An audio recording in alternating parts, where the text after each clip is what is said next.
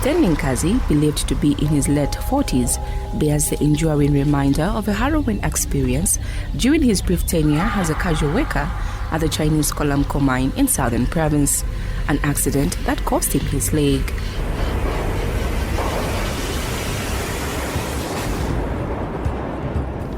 Tragically, in 2006, another miner also lost his life in an unfortunate accident.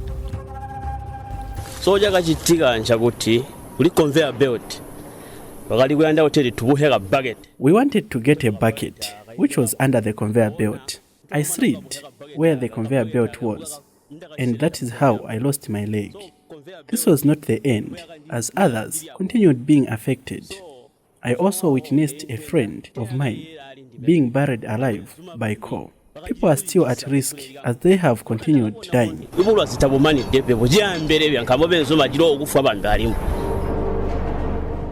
This heart-wrenching account represents just one of numerous similar cases that have occurred at the mine.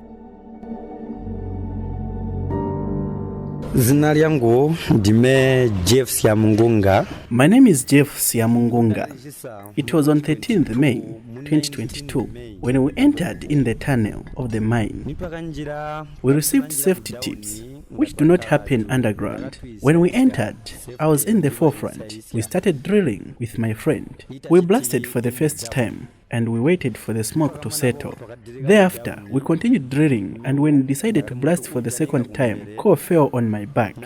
The reason we are saying there is no safety is because the Chinese give us protective gears after 1 year or after some months, which are of poor quality. Mauba tujatamabwe atenda. Located in Sinazongwe's Nkandabwe area, the mine has witnessed a series of deaths and life-altering injuries that have been observed by Charles Ntiti, the ward councillor. The workers were actually allowed to wait even when the surface is not protected. That is one. Two, the issue of targets, where they are told to do maybe 4 or 5 blastings, of which probably maybe one blasting will take them about 2 hours plus. So now for them to meet those 5 blastings, you'll find that this re-entry period, it was not actually followed. It's immediately people, immediate after blasting, before dust settles, people could be allowed to go and start working. Yeah, we could lose probably 2 lives in a year, probably sometimes 3, like in, is it 2020, if I'm not mistaken, we lost about 3 or so. The mine has gained notoriety for its repeated violations of safety environmental laws. In November of the previous year, the Zambia Environmental Management Agency ZEMA issued a stand order to halt mining activities at shafts 1, 2, 3 and 6 as these activities resulted in the release of wastewater into nearby streams. The agency explicitly instructed the mine owners to fully comply with the order and conduct mining operations and associated activities in a manner that prevents any harm, negative impact or loss to public and private property, as well as the well-being and livelihoods of the local community, particularly their crop fields. Mercy Zulu is the ZEMA Public Relations Manager. They only resumed operations after the order was lifted. They resumed this the month of May. The order that was served on them for the first shaft, which was emitting polluted water into the stream, and then the other one, which is the new shaft, where they commenced operations without an environmental impact assessment approval. Of course, both matters went to court and they were fined. The Mines Safety Department under the Ministry of Mines is entrusted with the responsibility of enforcing health and safety regulations within the mining industry. However, due to inadequate staffing, insufficient funding, and allegations of corruption, its ability to effectively regulate mining companies is severely limited. At the helm of this department is Fred Banda serving as the director. Yes, in fact, in February, like you rightly put it, after the fatality, yes, they were again closed down. And then, of course, there were a number of issues that we discovered that were not correct.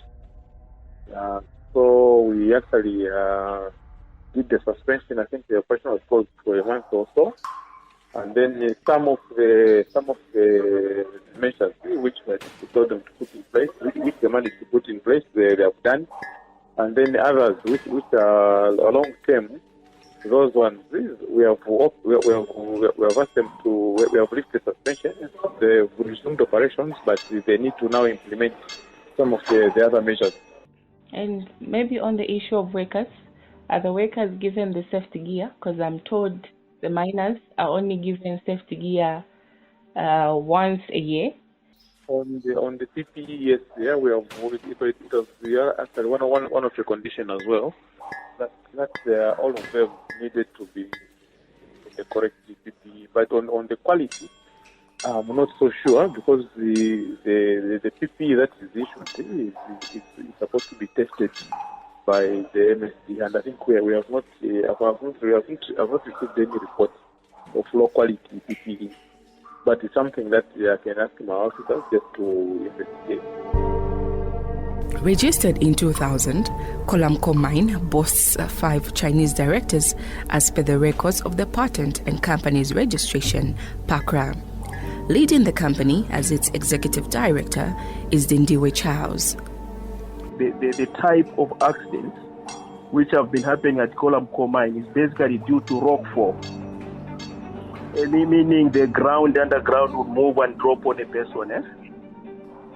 Yeah, so what we've done to ensure that such things are prevented or minimized is that we've increased in purchase of support material, which are basically timbers, and then we've ensured that those timbers are put into active, working faces or drives appropriately. You see, these things we are talking about have been there since time immemorial. The only thing that probably these things will appear to be new is that after any accident, then it goes into the public domain. So the inspectors from mine safety will come and then try to check through all these things.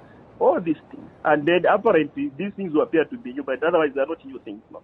Every 3 months we buy miners new appropriate full PPE to ensure that these miners use the appropriate PPE bought for that particular period.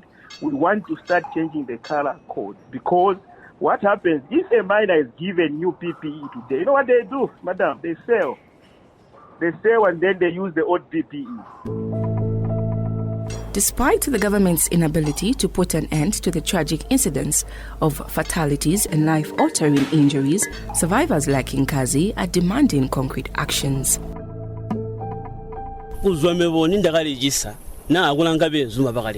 From the time we were affected, there has been no tangible improvement. The government is idle. Some of us who were affected are facing challenges because we are no longer doing things the way we were doing before.